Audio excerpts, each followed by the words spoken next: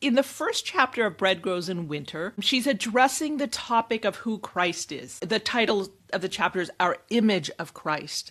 And she's responding to a letter she's received from a younger Catholic who's very upset and is starting to experience his faith starting to become shaky, even unravel, because of things he's hearing, and especially from academic professors in the newest cutting-edge research about Jesus. And she tells him, look, they can say whatever they want, but who Jesus is doesn't change. And that's where we've got to root ourselves.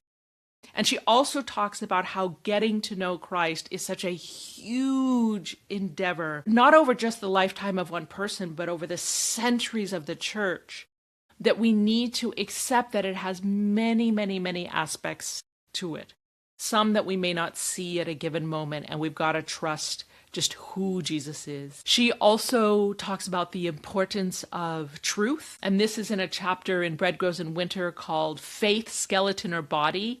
And that was the chapter that I found in a letter that Joseph Ratzinger said to her, I just read your essay, and I wish I could get this into the hands of seminarians. She has 2 chapters specifically on difficulties in the church, and an example of her not being a wallflower. One is titled Demolition Troops in the Church. And then the second is Trusting the Church. And in both of those, she has really beautiful guidance on being able to have a long view of what the church is.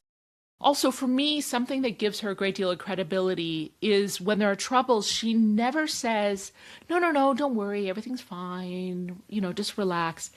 That's never her approach.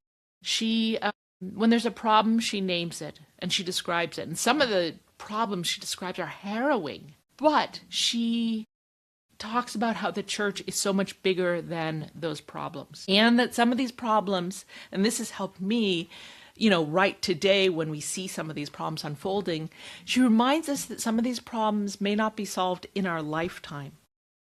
She sees the church across generations. And another way that she helps with difficulties in the church is in that chapter that is leading some people I know to buy the book for seminarians. The chapter is called Remarks on Celibacy. It's a long chapter because she thinks it's such an important topic. And part of her approach in that chapter is to write about what the priesthood is and explain that confusion about celibacy often comes not from questions that have to do with celibacy and sex and sexuality, but from a misunderstanding of what the priesthood even is. And because we've, experienced vocational crisis here and there in the church and the special role of the priest in the Catholic Church, that chapter, to help us understand a better, more solid understanding of what a priest is, I found also helped me feel like I was on more, solid ground instead of shaky ground with what the church is.